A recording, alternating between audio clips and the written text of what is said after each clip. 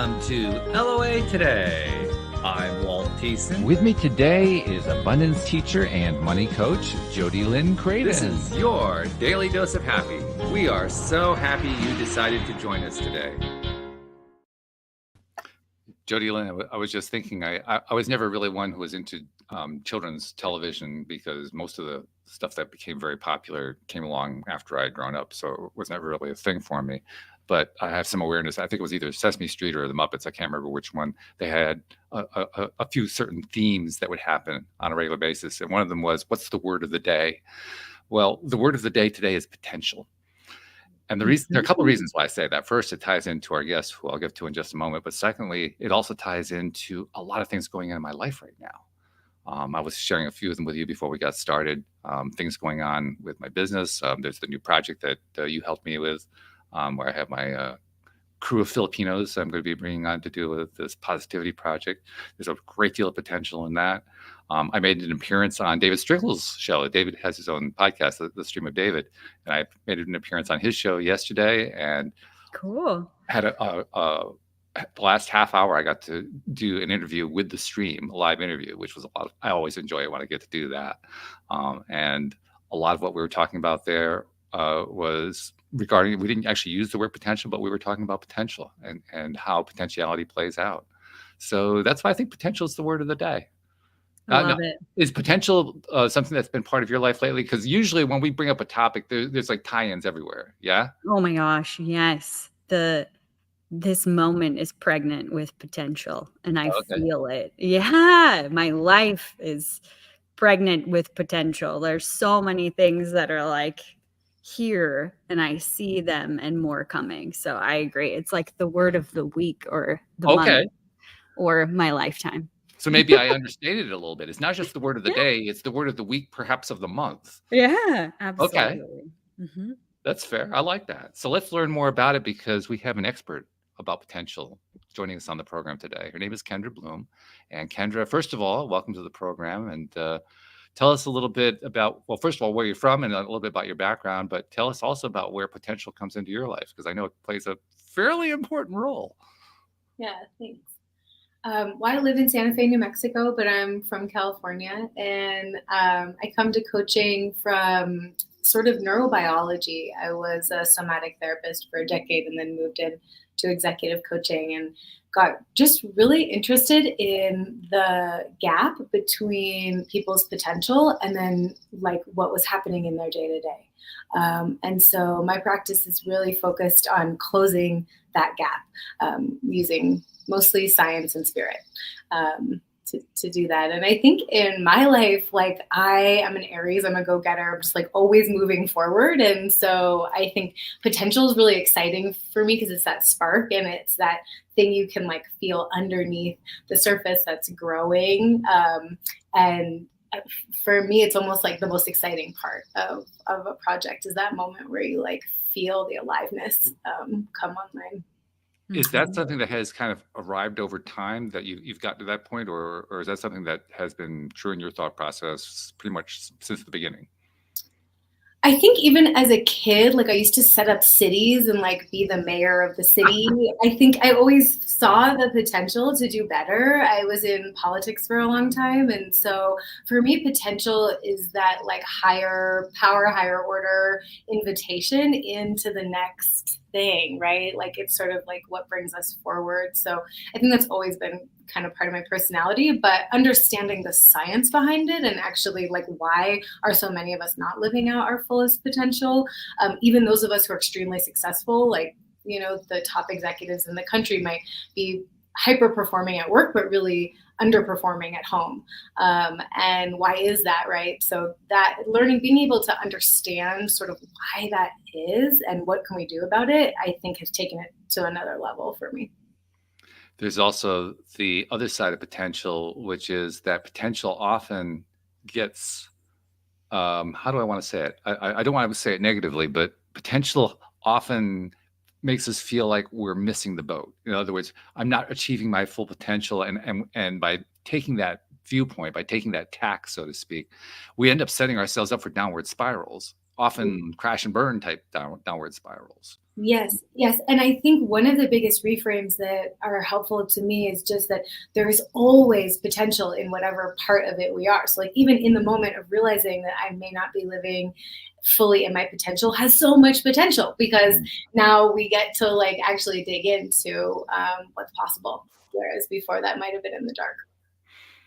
I know that virtually everybody who comes onto this program at one time or another has gone through crash and burn. Mine's well documented. Listeners know it really well. Jody Lynn's is pretty well documented too. Mhm. I'm kind of guessing. I see the smile, so that kind of tells me, yeah, you've been through that too. I mean, Yeah, I don't tell think us your you story can there. climb the mountain without falling a couple times, you know. Yeah. Yeah. But the reason I bring that up is what we've often talked about is how those crash and burns are not only where we really shine afterward because we learn so much from them, but they become the basis for new levels of potentiality we hadn't even considered before. Yeah, absolutely. I think it's like a really human and maybe even modern human perspective that it's supposed to be a straight line. Which it never is. It just never is. I mean, find me someone who it has been, and I would love to talk with them. But I think Actually, you wouldn't believe it or not. I actually had one guest. I had one guest a couple years ago who made it to millionaire status on his first try at age 18, and he was a horrible guest. He had nothing to contribute. Yeah, we'll have to talk to him in like 20 years when he finally has his He moment. probably will, yeah, right. Then he'll be interesting, right? Yeah, totally. You know what though? I think that it comes. Sorry to interrupt you, Kendra, No. but I think that it comes with time. Because you know what, my life in parallel to my siblings' life, my brother in particular, very different. Like I've gone through lots of challenges, and there was lots of potential and lots of ups and downs and lots of turns and roadblocks and these things that, I had to overcome and just see the silver lining in each of them and then move forward with choice and knowledge and power and all of this stuff. And for my brother, it was always easy. My brother is super smart. Anything that he wanted to do, it's like, yeah, I'm doing it. And then he would go and do it and he would slay it. And he just so easy. And then now he's at a point where he's like a high level executive, a part owner of a big corporation, burnt out, not feeling fulfilled, all of these things. And he is having this breakdown, this crash and burn moment. So I think it's just give it some time. It might go up and look like that, but there will be this opportunity for potential. Yeah. Sometimes I think about it like we have sort of these different gears. And if I've only ever had to use one gear, that might have been great. Like I might have been able to go really fast and really far for a while. But eventually that gear might burn out and I'll have to learn how to engage some of the other ones. Whereas I think, maybe if you've had challenges earlier in life, you had to diversify the gears that you were using a little earlier. And so sort of think about that with your brother, like that one gear sounds great. But then it hits its limit after a little while. Mm-hmm. So Jody Lynn mentioned her brother being successful in the corporate world. That to me creates a nice tie into what you do, because you actually have a program that's aimed specifically at the corporate level, the corporate suite, right? The C-suite. Tell us about that. I run a program called Beyond Potential, and it's for both individual executives, but then also teams or partners. And it's really an invitation to think about leadership more holistically. So kind of feel better to do better, and understand the ways in which their neurobiology might be making their life either unenjoyable or less inspired or less successful than it can be, and how to, again, kind of close that gap and bring them up to where they want to be, whether that's at home or at work, or with each other. It's fun. And I really want to learn more about the neurobiology side of it. Jody Lynn's saying the same thing, right? Yeah. Read my mind. We love talking about like neuroplasticity and the role that plays in making changes in your life and so forth. But anytime that I can hear something new about neurobiology, I want to hear. So just, educate us. Tell us something cool. Oh, great. Yeah. I think one of the I'm like, there's so many cool things. Right, pick something, right? I guess I'll start with some of the newer research that's coming out that not a lot of people might be familiar with yet, which is that we know now that there's these kind of neocortical circuits, which means unconscious or subconscious networks of meaning. And that includes belief, behavior, emotional patterns, reaction or response patterns that are formed in they think even our first 6 months of life. It can be up to 3 years, 7 years, or 13. The research is still sort of forming, but we know in that first 6 months, first 3 years, they're really quite developed at some point. And so what I think is really neat is pairing that with some of the new energy medicine research, which shows that just our focus and our attention has such a profound effect on cellular structure. And if we sort of take those two and put them together, we can understand, I think, what I consider the hidden superpower of humans, which is to direct our focus in a way that no other animals can. And so if we can start to bring our focus to those unconscious or subconscious patterns that have been running the show, we can actually create new neural circuits in our brain, which then create new feedback loops for our life. So we start actually unconsciously, I know you guys are into sort of the attraction, the law of attraction. We can actually unconsciously start to attract the opportunities and the interactions we want, as opposed to recreating the experiences that are mostly based in fear and negativity, because that's what those neocortical circuits use most to form. Sure. Yeah. I was watching a special recently that focused in particularly on a study that was done by the Heart Math Institute. It essentially came to the conclusion that our neurology is capable of rewriting our DNA. Yes. When I heard and saw it, I said, whoa, that is so cool. Yeah, I mean, it really turns on its head, I think, the way we have traditionally thought about things, that genes kind of encode our whole life. And now we know even that the things that we're exposed to, the environment, the choices that we make, and what has been made for us by our early environment, decide what genes express. Right. And so it's just I think it invites actually us to have more agency and responsibility over things that we used to feel were kind of out of our control, and then let go of control of some of the things that we used to think we could control. That when I think of the word potential, that's lately what I've thought about. I mean, the amount of potential that's built into that is, oh my God, that's off the charts potential. Yeah. Just even like that ability to change the structure of our body. You mean? Wow. Yeah. I mean, how many old dogmas does that kill off?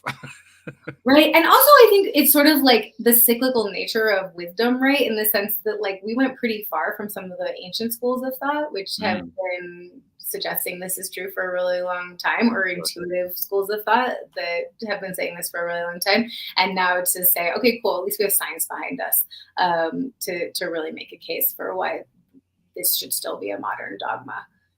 So now I can understand, based just on what we talked about here, and there's a whole lot more that we haven't even touched on yet, why you would, first of all, create a program called Beyond Potential for your C-suite people. And secondly, why you'd be excited about it. But tell us from your perspective, what are you excited about when you think about what you're creating for that program, but also when you're working with those individuals? What do you get most excited about?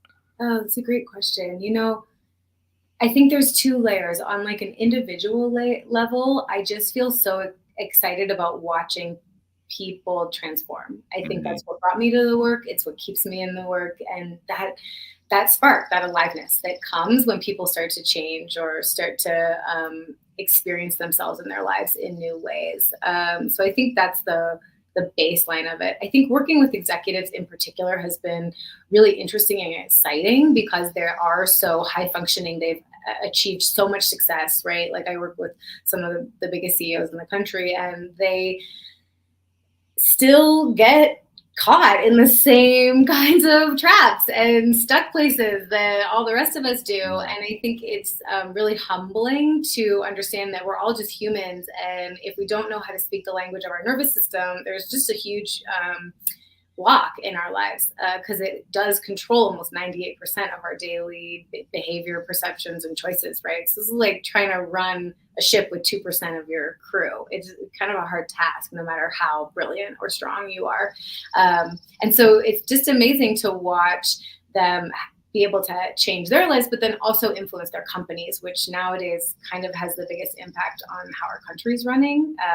I said I used to be in politics, so I have a real equity focus, and seeing people who are in charge of billions and billions of dollars or hundreds and hundreds of people be connected to their heart and be connected to each other, I think makes a big difference in how our world is being run. She just mentioned one of my favorite words, right, Jody Lynn? Connection. Mm-hmm. Yeah.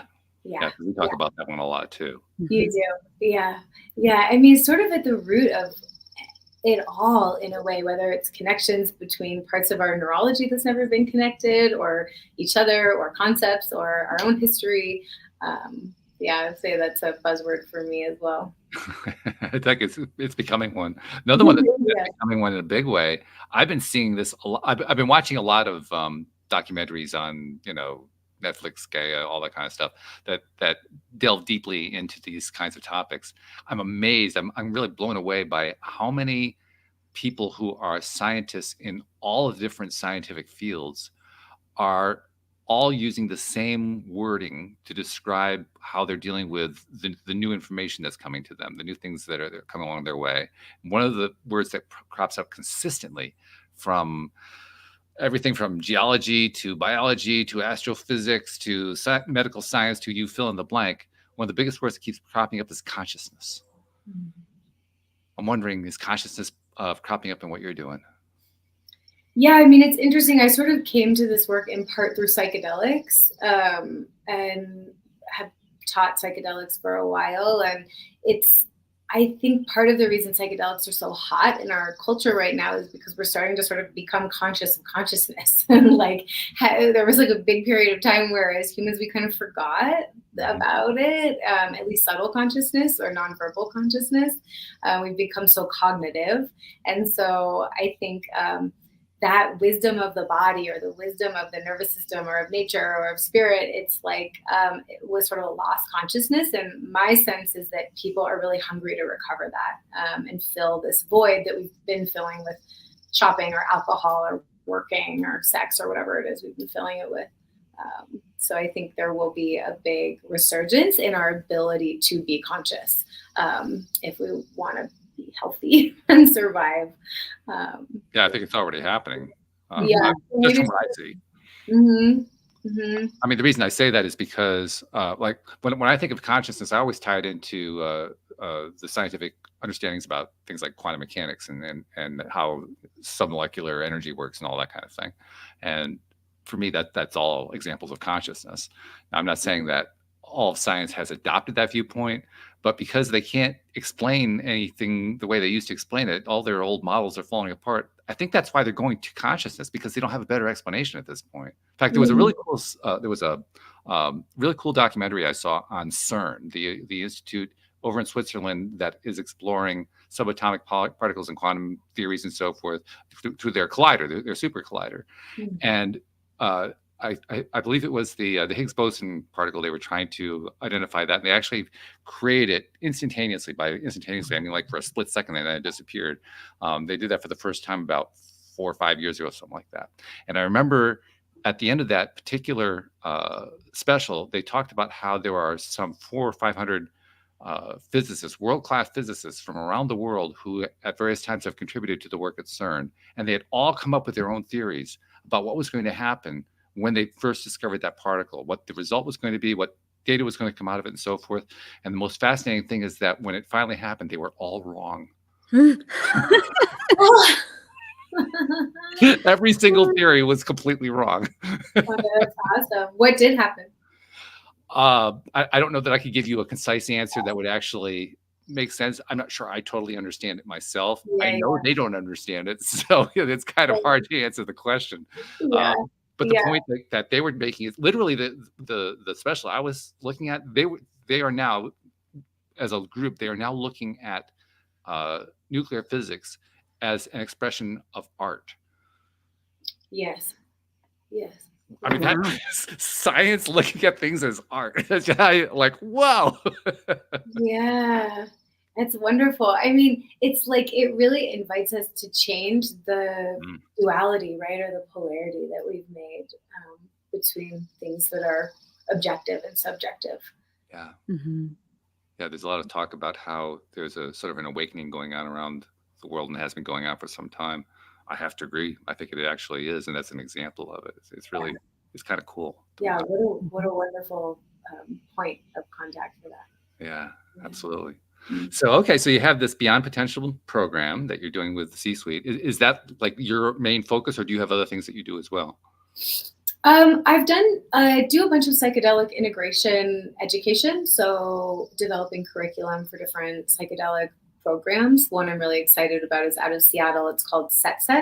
And it's the first audio integration program so that people can listen to it on the go, and it's applicable to any kind of change that's happening in your life. It doesn't have to be medicine related. And it's just I think a different way of thinking about psychedelics, that like anything could be psychedelic if we approach it in the right way, which is sort of a message that is close to my heart. Like, although I think medicine is really effective, I think the most important thing is to empower people with frameworks and practices to change and transform their life in whatever way they want. So that program is something I'm really excited about. It's coming out later this summer.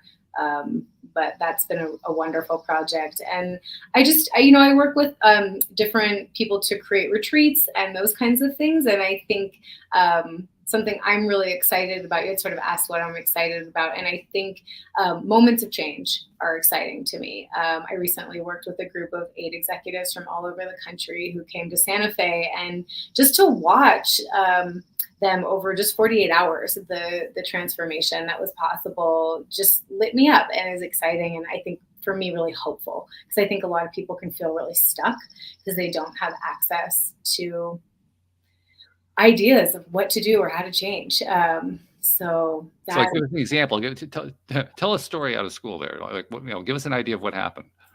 I think two things were interesting for me. One was just to see there was only one female with the group, and I think she was actually able to like have emotion by the end of the couple days, and cry and feel herself and be connected, and that was so powerful because I think it really surprised her in a way, but was so beautiful. And to watch the group, instead of being kind of what you might expect their typical response to be, uncomfortable or judgmental, we're so welcoming and supportive. And so I think just seeing that change was really beautiful. I also like to make people do weird stuff in their bodies, because the nervous system just asks us to do weird things that are kind of out of our usual way. So I had a dance party with them at one point that was very structured and guided. And to see 8 folks who are normally very having to be very focused and very business oriented and very on task, just like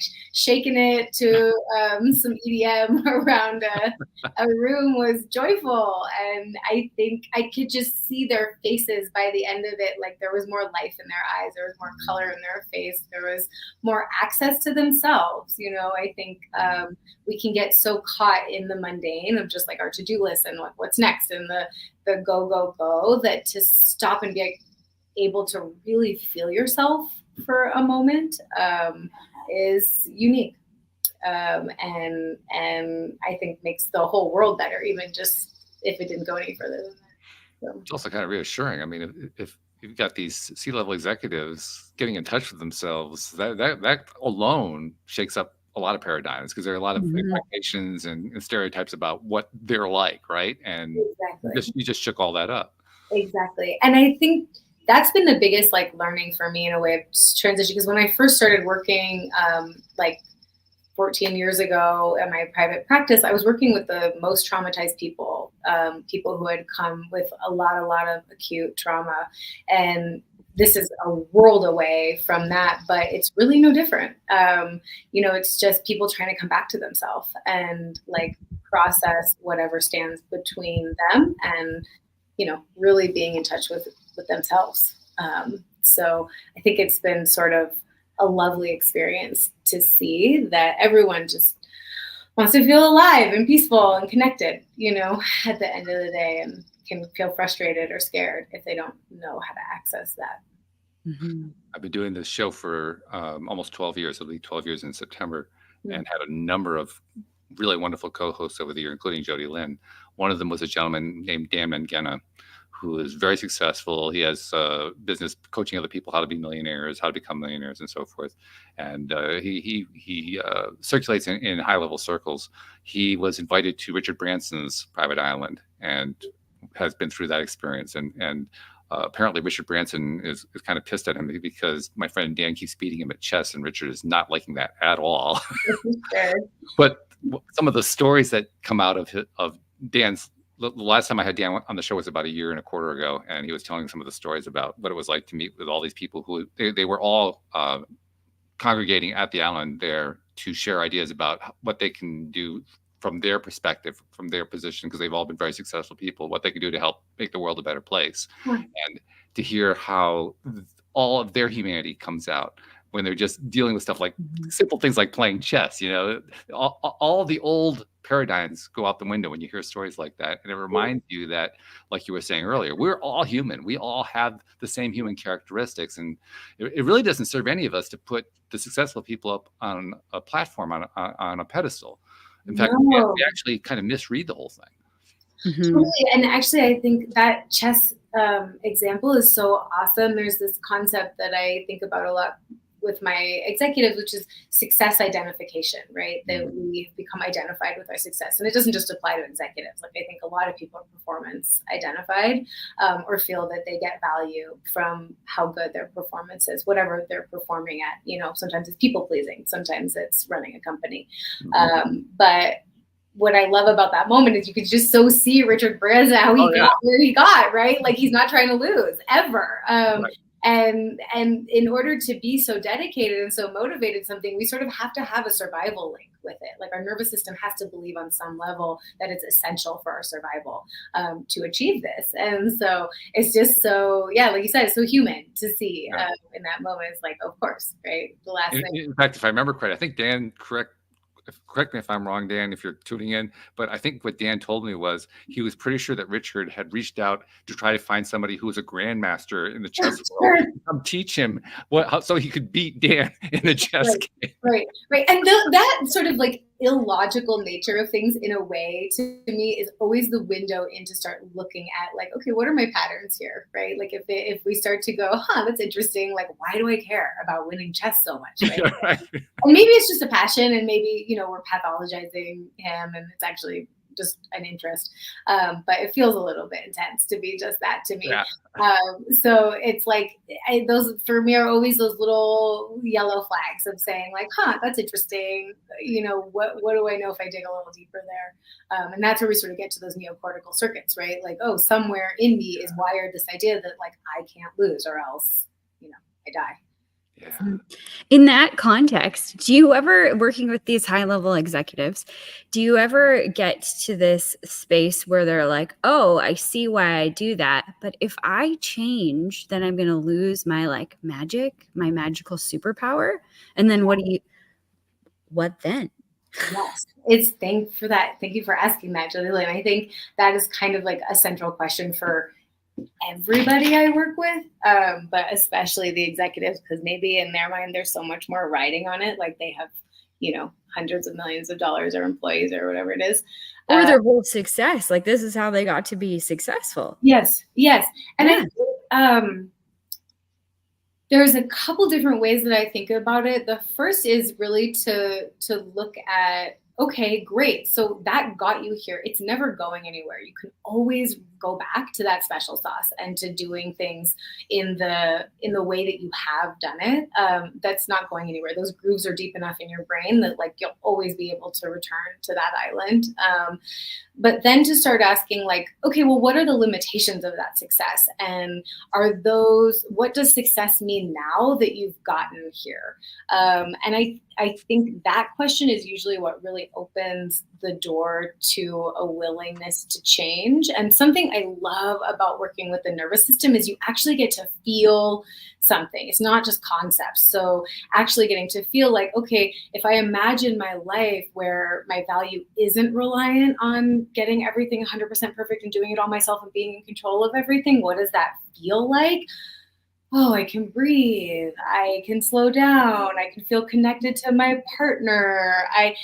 There starts to be an incentive that's actually even greater than that success, which I think is important, right? Because it gets them in touch with like, okay, well, I'm at the top, but I'm not very happy. And, I found myself there in my own life, like in my late 20s, I was at a really high level policy organization. I was like engaged to somebody. I was like, thought I had gotten everything I wanted. And I was miserable. I was just flat out soul crushing miserable, and had to like completely change my life and start asking like, what does success actually look like? And maybe that's partly why potential is interesting to me, because sure, I could have succeeded in that life, right? I'm strong-willed enough. I could have made that happen. But the way that my life has gone has so much more potential. It's exploding with potential in a way. And so it's like being able to come into alignment with what actually serves us. Like, what does my soul really want? Not just my brain.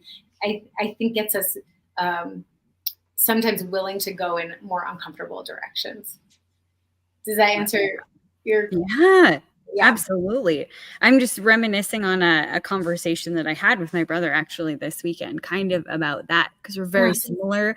And along the lines of what you were saying earlier, we pick up these, habits or subconscious patterns or whatever when we're kids. And obviously we had a very similar upbringing with the things that were going on around us, not exact, but when we were small, there was some alcoholism in our family and some mental health issues and stuff like that. And what I identified for myself was this like crazy need to know everything and control every single detail of everything. Like I was holding on so tightly to everything, to the fact that like I would go and do something like, say, I'm a horse person, my family are horse people. So I was going to go, do wagon rides with my dad. We're just out in the field, like nobody's coming, like it's just us. This is our time to like connect and hang out and just decompress.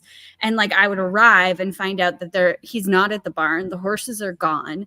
And he sends me a picture and he's with my brother. They've already hooked up. The wagon's already going and they've already been on a ride for 20 minutes. They're coming back to pick me up and like feeling like this anger inside.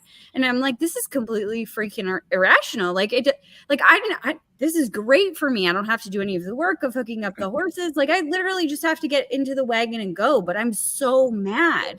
Totally. And what I was explaining to him is like, it's a part of this deep-seated need that if I don't know what's going on, then I am unsafe. And it's completely driven by my nervous system. It doesn't make logical sense, but that came from a young age when there was a lot of things that I couldn't control. And he's a year older than me. So he was more aware of like the alcoholism that was going on and like, whatever the mental health issues, whereas I was so much younger, well, a year younger.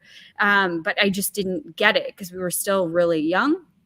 So I was explaining that and that the learning of just the awareness of I have this obsessive need to control things. And then that, equals safety in my mind and really unpacking that. Like, I don't have to know all of the details. I'm safe. It's okay. Like, it's not a big deal if things change. And like, our dad is very different in that way. He'll fly by the seat of his pants. Oh yeah, let's just do this or like whatever. Right. And me and my brother are like, no, we've got to be here at this time and this time. And so now that he's going through this hard time in his life where he's reevaluating all of these things, like I can see different times where I've started to unpack or I've unpacked these things in my life. And now he's starting to.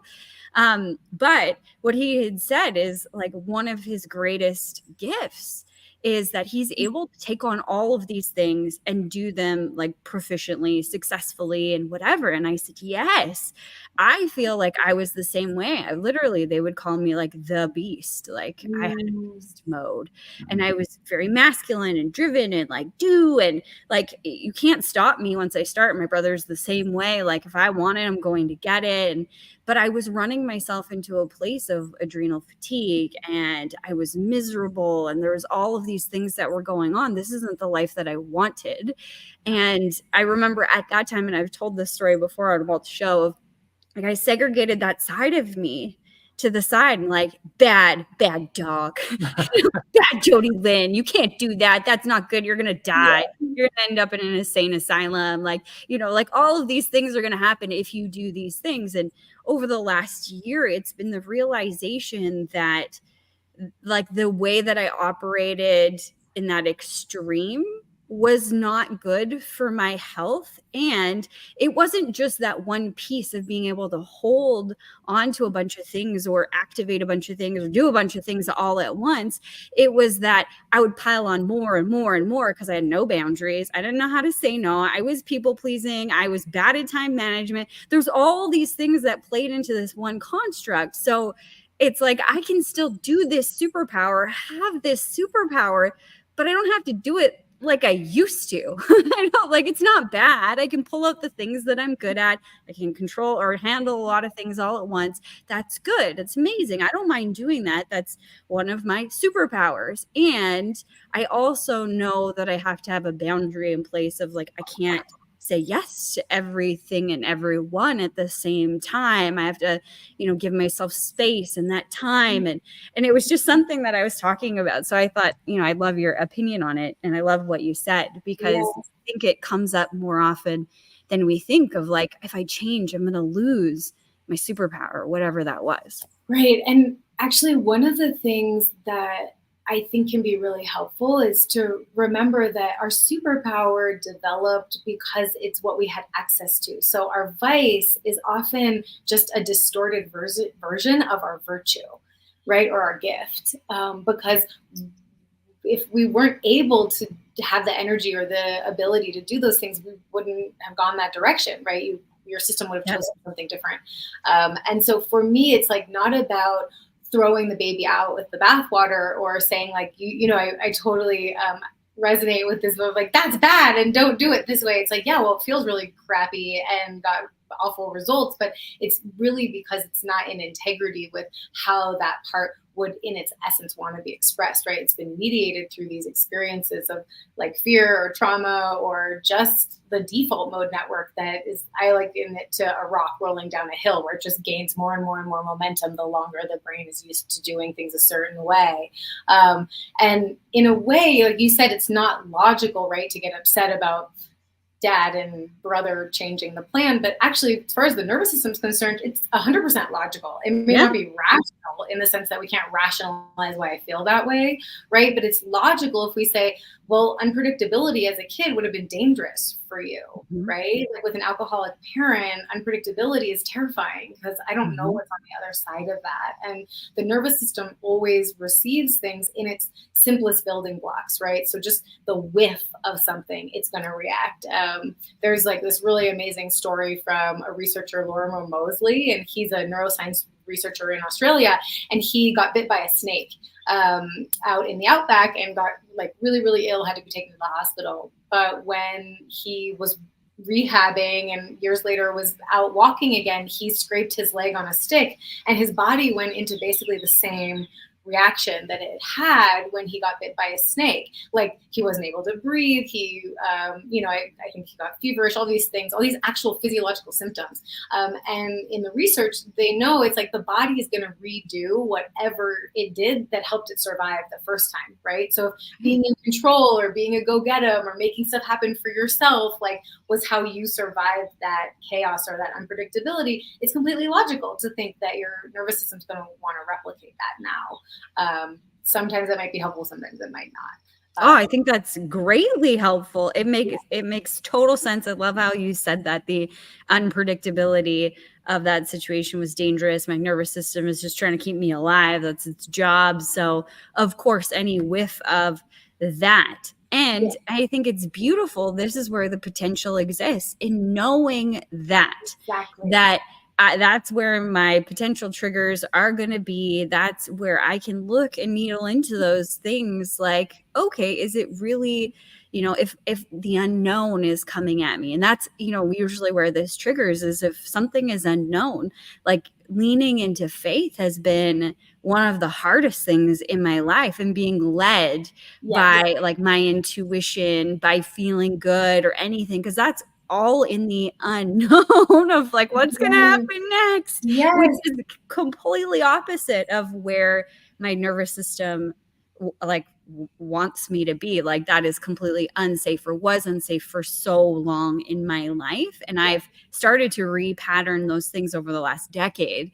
But it's interesting that different things will come up in different capacities and whatever. Like, are you sure we're over that?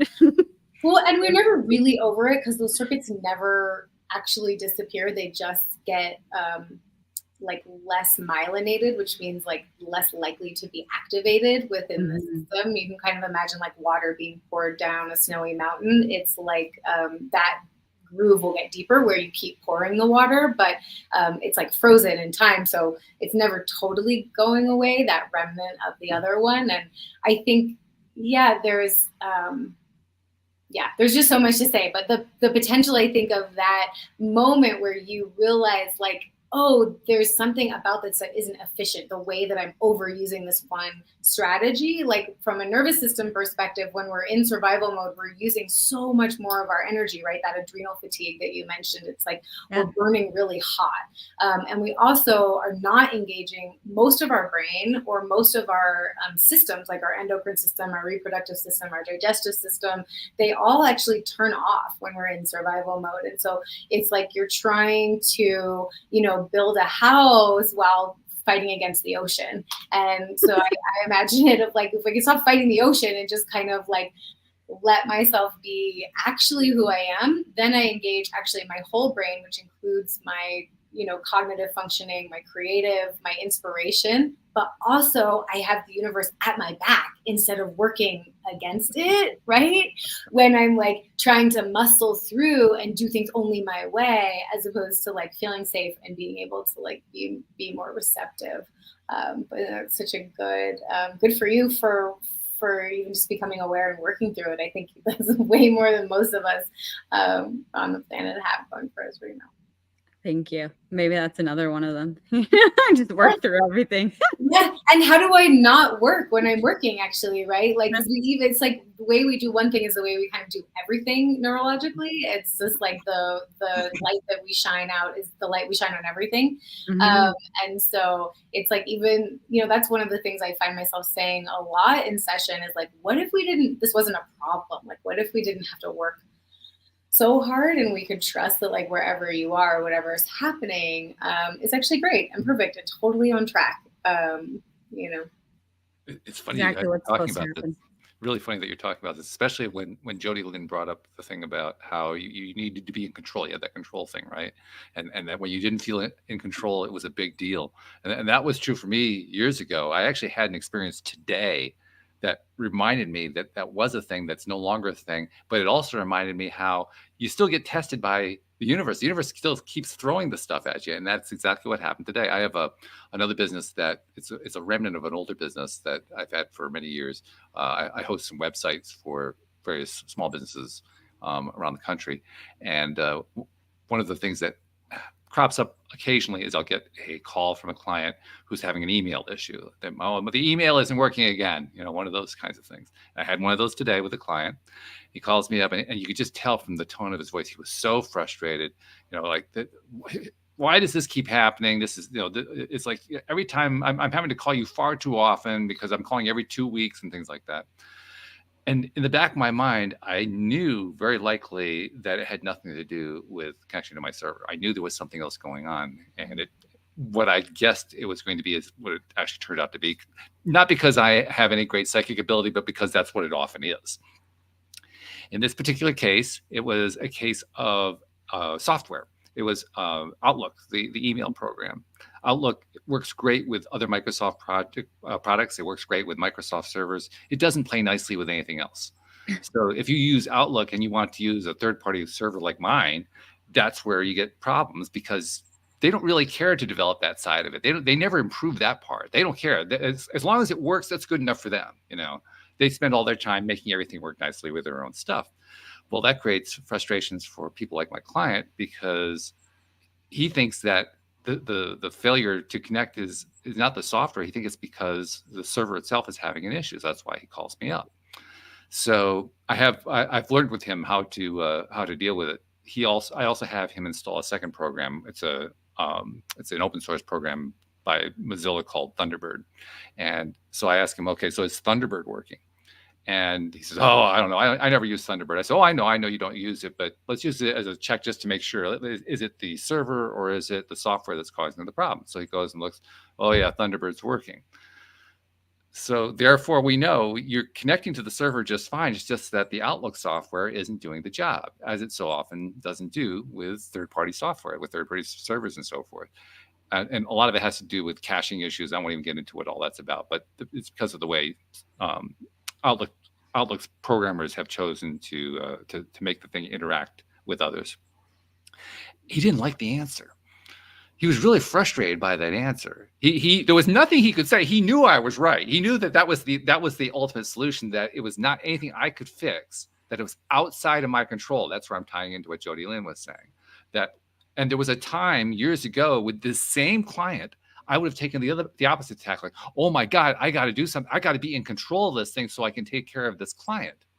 And today I had taken the exact opposite. People were like, Terry, I'm sorry. I mean, if I could control something there, I would, but I have no control over that. Mm-hmm. And he wasn't okay with that, and I was okay with that. Yeah. So for me, that was like how far I had come, and also how I still have the universe sending back to me, here's another chance to test you. Are you sure you're over that? Sounds like you did really well. Yeah, fortunately, in this case I did. I actually think, it's kind of cool that we landed here, because I often think of control and potential sort of like on a spectrum, because I think normally it is those places of control where we're like limiting our potential. And I just have to share this story. It's quick, but that I feel like is so fitting on this. I recently was buying some dresses online, and the dress that I really want was out of stock. And I was so bummed. Like, I don't know why. I was very attached to this particular dress. I really wanted it for summer. And I thought about it a number of times after that happened. But I had decided to order these other two dresses because they were having a big sale. Fine. And then one of my dresses came and it was great. And the other one came and it was the one that was out of stock, not the one that I had ordered. But I was so focused on like what I had expected to get in my package that I was so mad, and like just started sending these emails to the company being like, you messed up, and da-da-da. And like mid reaction, I'm like, wait, hang on, this is a miracle. Like, what has happened? Like, actually, I should be totally in awe and celebrating my manifestation ability and like just praising the universe for like this crazy thing. Because it's a huge website. Like, there's a million items that could have been mistakenly sent to me, right? Sure. Long story short, I ended up getting all three dresses. Like, they gave me the last one for free. But I spent all energy, like emailing them every day, like being like, you sent me the wrong thing. And that had really made me laugh, where I'm like, how often do we sort of miss like these amazing hidden gifts, or like these the potential in a situation or in us, or whatever, if we're only looking through the perspective of like what we expected to happen, or what we had intended would happen, as opposed to just like what's here in front of us, and like with your client or whatever. Isn't it interesting too how reality tends to derail us? You were getting yourself all worked up, get really, really upset, and then it occurred to you, oh, wait a minute, that's what I originally wanted. So the whole thing got like you had your opportunity to be pissed, and now you couldn't be pissed anymore. Totally, right? It was just like I had to just really laugh out loud at this moment. Like I called my husband. I'm like, oh my God, you're not going to believe what I'm doing. I'm like fighting about the fact that I got this thing that I thought I wasn't going to be able to get, because I had become so attached to just this other expectation. But it's really the brain, honestly. Like we understand like how the brain works. It hates the unexpected, because if I've been walking into the same cave over and over and over again and there's no bears, it's like my brain only wants to go to that cave. It doesn't want to go to the cave of the dress that was out of stock, because for all I know, that's different and it's out of what I expected, and there might be bears and snakes in that new cave, you know, even if it's actually a better cave. You know, so we sort of have compassion for ourselves in that place of like, oh wow, this is this funny part of our wiring, you know. That used to do you think we ever unlearn that behavior? I mean, is that just so deeply ingrained that we're going to constantly run into that, or do we actually unlearn that? I think more than unlearning, we can learn a new response. So like we can sort of like a Pavlovian response to discomfort or fear. Like most of us take fear as a no or as a stopping point, an end point. You often hear people say like, well, I want to break up with them, but I'm scared, or I want to go for that job, but I'm scared. And that's like where the sentence ends. And I think what we can really train ourselves into differently and build massive new neural circuits that are really effective is actually to have that be the beginning of the sentence. Where it's like, you know, I want to break up with them, but I'm scared. And now what? And having like a menu of options or an orientation to turn towards that discomfort and that fear with some curiosity and like a willingness to be compassionate and explore. You know, I sort of, my two like cut across the board can help anything and everything is just kindness and awareness, right? Like if I can be kind to myself and I can be aware in increasing ways of just continuing to explore kindly, the alchemy of the system, I think sort of a gimme from the universe is that like actually the structures change, right? Like even those molecules in the colliders, like they can actually track now that they change with observance, right? Like the structures of molecules change just even by being looked at. And the same is true for our bodies and our patterns, right? So if we're willing to kind of just be with them, they do start to change. So I think that's I focus less on what are we taking away and more on what are we adding, because if we have stuff that we like better, we're more likely to choose it, and the other stuff kind of atrophies over time. Yeah, I love that you added particularly being kind to yourself, because that's one of the things we think about last. Which is so odd, because one of the things I remember learning in grad school that has just always really stayed with me is one of the things that is most troubling to a nervous system is feeling trapped with a hostile presence. So like, you know, feeling trapped. We become the hostile presence. Right? It's like, oh my God, we're trapped in this body. Like I for sure can't go away from it. And it's so hostile. And like, and so I'm just sort of like activating my nervous system, and then I'm getting more critical because my critic is how I try to deal with feeling uncomfortable. And so then like I'm feeling more and more activated. So this is like really vicious cycle that in a way, like the only thing that can stop it is kindness. And so, you know, a question that I ask myself constantly is just like, what would be the most loving thing in this moment, right? Like what is actually the most loving thing in this moment? Which isn't to say like, you know, I'm going to punish you for getting adrenal fatigue, which like I also had in my 30s for a similar pattern, and was really like down on myself and feeling so angry and hopeless and upset. And to really ask like, what is actually loving? Is it to punish myself for having this hard time? Probably not, you know, so, or being scared, right? I think that's partly why that's the end of the sentence, because we don't know what to do after we're being scared. You know, well, there's also the fact that we so rarely catch ourselves at it. So it's not like we have a lot of experience, first of all, at noticing it, and second of all, doing something about it. Yes. So talk about creating new neural pathways. We're trying to create neural pathways that didn't even exist. Right. Well, when it comes to kindness, they actually do exist, but they've never been activated. Well, so, do they exist toward ourselves, though? I mean, we often have kindness pathways toward others, but do we actually have pathways to ourselves? Yeah, in the sense that, like, if you imagine a baby, like, they have no shame or inhibition. They totally love themselves, like 100%, right? They're like, I'm spitting and I'm farting and I'm gonna like throw this, I'm gonna pull your hair. And there's like, I mean, also their brain hasn't developed those structures to be able to feel self-conscious yet. So it's a little bit of an extended metaphor, but I think we learn to treat ourselves by how we were treated by other people, just period, end of story. So the pathways to be kind to anyone, including ourselves, are absolutely there. Whether or not they are reinforced by our environment, right? By most of us were sort of made to feel there were certain parts of us that were great and safe and accepted, and other parts that were not. And it's those places that we learn that it's not okay to be ourselves or to express ourselves fully, where we learn to, is kind of, I think, where we learn to be unkind, right? Because we have to limit ourselves. And that it's that core inhibition, what we call shame, that I think is that core unkindness to ourselves, but it's really an effort to try to keep us alive and part of the tribe so that we don't, get kicked out on the jungle floor, which is worse, right, on some level. But we're not living in the jungle anymore, so there's not a lot of. Are you sure of that? Yeah. So, who knows what's happening next? But climate change. I guess we could all be living in the jungle. I'm in the high desert, so it's for sure not jungle-y here. Oh, okay, all right. Well, that's reassuring. So, but still, we still need each other, right? So it's like we do have to have social conventions, but maybe not to the degree that our nervous system has adopted from those early childhood experiences. Yeah. Jody Lynn, it's amazing to me how we'll do these shows and we're an hour into it. We say, we need another hour. I know. Totally. And this is one of those topics that it's like you just scratch the surface and you're like inside a giant goodness. It just feels like that was like a blink.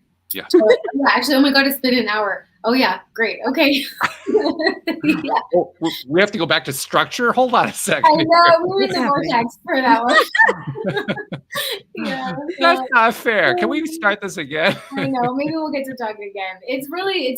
There's so much. And I think something that I think is also great about the nervous system is it's that great equalizer, right? It's like the subway of being human in the sense that like we all have it. We all are kind of riding the ride, but it's not something that most of us actually understand how it works, and so it can feel quite scary, like if you don't know how to use the system.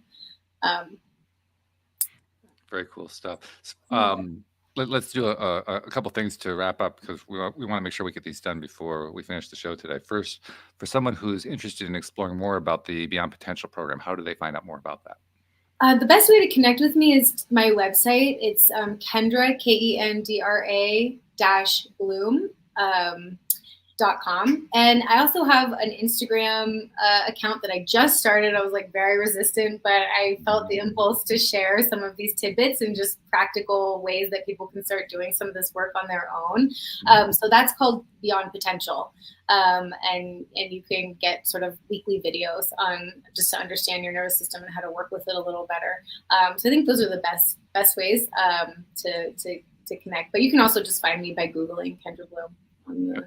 Yeah, and we'll include a link to the website to make it easy. Oh, awesome. Great. We like to make it easy for listeners. Thank you. Yeah. Make as much as we can easy these days. Yeah. That's the beauty of technology, right? If you can do it, give them a link. Why not? Thank you. Yeah, that's wonderful. Yeah, so that's the best way to get in touch. Absolutely. Two more things we need to do before we finish up today.